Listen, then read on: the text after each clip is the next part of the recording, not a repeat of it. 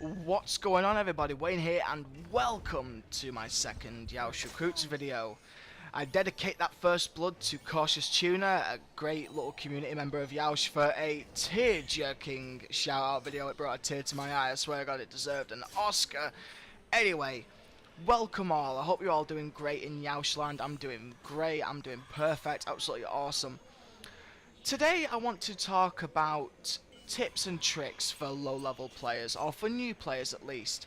The topic came to me from Chaos, who left a comment in the previous Yeousch Recruits video, and he said that he played Brotherhood, but he didn't really like it, and that seeing my AC3 video, he really liked the idea that the game has been improved and that it looks a lot better. So thank you so much for that comment. And yeah, you know, the game really has improved through leaps and bounds. Some good, some bad. Like, there have been a lot of changes since Brotherhood. I mean, if you just compare Brotherhood to Revelations alone, there are some massive changes. For example, contested kills for one, which is a bit of a taboo feature in the AC community, but better for worse, the game has seen some dramatic changes, and in doing so, you do get a lot of players that tend to come into the series at this point with AC3 without really touching the multiplayer of Revelations or Brotherhood, for example. So I'm going to give some basic tips and tricks and just standard rules that you should pretty much listen to and follow as you go into the game for the first time. Just to help out as much as I can, really. I've done something similar on my channel with ABC of AC3, but I wanted to give just a smaller breakdown version for this. Before I get on with the tips and tricks though, I just want to give an update or two on what I've been doing on my channel in case you were interested. I'll make it quick if you're not. I've started a Let's Play of Fallout 3, which I'm really enjoying. I'm only on episode 3 right now. I've only released 3 episodes, but there's still plenty to come. I've never actually played the game, so it's a real experience, really interesting. I know Fallout is a very popular franchise, so actually getting to play it and do a long-running Let's Play of it, which I plan to keep it going for quite a bit. You know, it's great fun, and I hope you come and watch it. And if you enjoy it, you know, you can come and watch it. I'm not stopping you. Next up, I've started a mini-series called Booster Busting for Assassin's Creed 3 and the other Assassin's Creeds, and later on AC4 as we go into that.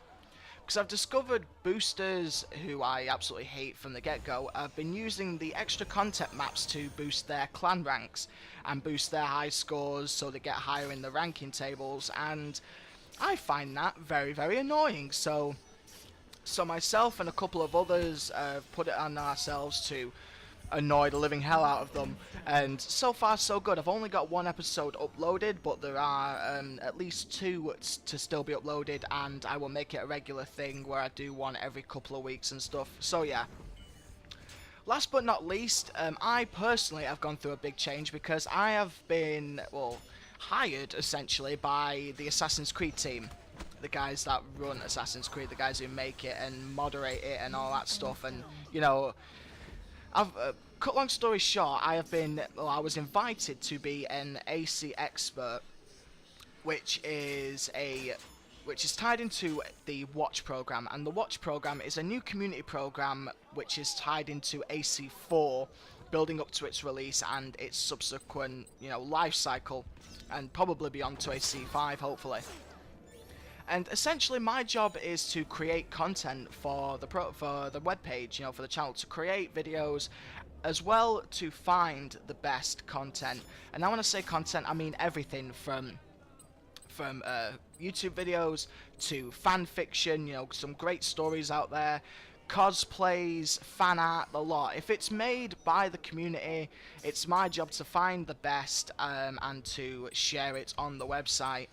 And you know, it's an honor and a privilege, and so far I'm enjoying it. I've only been doing it for about a week, but there's going to be some really cool custom videos to come on the site and everything, and I'll keep you posted on that in later videos if you're interested. Anyway, let's get to the topic because we're halfway through the video and I talked about that a bit too longer than I should have. Anyway, tips and tricks. First off, walk.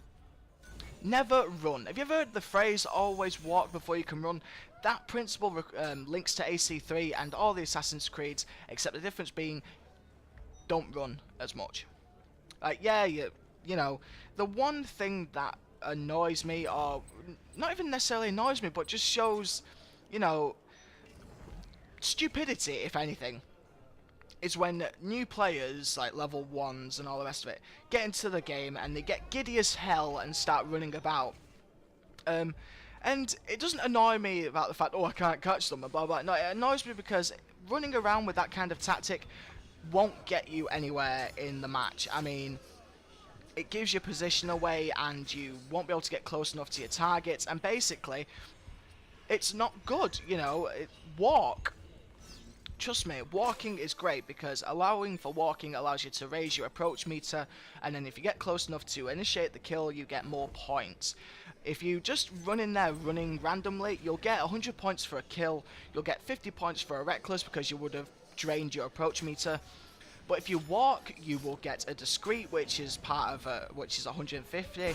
If you walk more and raise that approach meter, you'll get 250 for a silent, and then if you get all the way there for the incognito, you'll get 300 points. So add those points to 100 points, which you get just for killing, you get a lovely 400 points, and 400 points is a lot better than 150 or even 200, you know. So yeah, walk. Next up, blend groups. Blend groups are your friend, use them.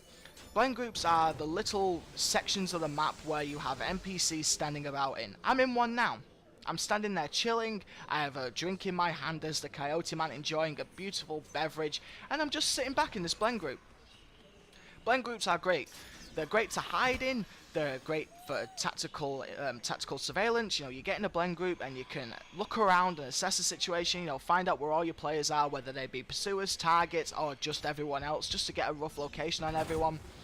And, you know, they're good. They are your friend. Use them, because I see a lot of new players just... most of them don't even know what they are, I don't think. They just go, oh, look at shiny little thing on the floor, I'm just going to ignore it. No, blend groups are your friend. Use them. Next up, abilities. Now, when you start off, you get 2 default abilities from the get-go. Well, 2 default ability sets. Use these sets really well, because contrary to popular belief, those ability sets are good, because you get Disguise, which is an awesome ability. I mean, I can't begin to, you know, tell you how good Disguise is. I mean, it will get you the best points because they're looking for your persona, and you're looking like you look like someone else, and it's great for offensive and defensive and all that stuff. So yeah, use the default sets well, because they are great. Next up, going into the abilities, as you progress, you unlock 5 loadouts, as it were. 5 loadouts to customize to your preference, as long as you have the abilities and all that stuff unlocked as well. Customize these with variety in mind. I mean, if you have every single ability set, all with smoke bomb, all with knives, all with the same perks and all the rest of it, no.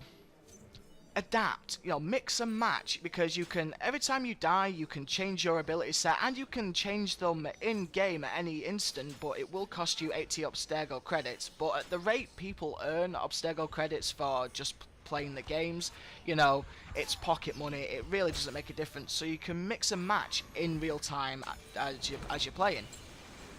So yeah, customize these sets. They are really useful to customize, because you can bounce back and forth between sets, and you can hunt for the variety, which is the last thing I'm going to talk about.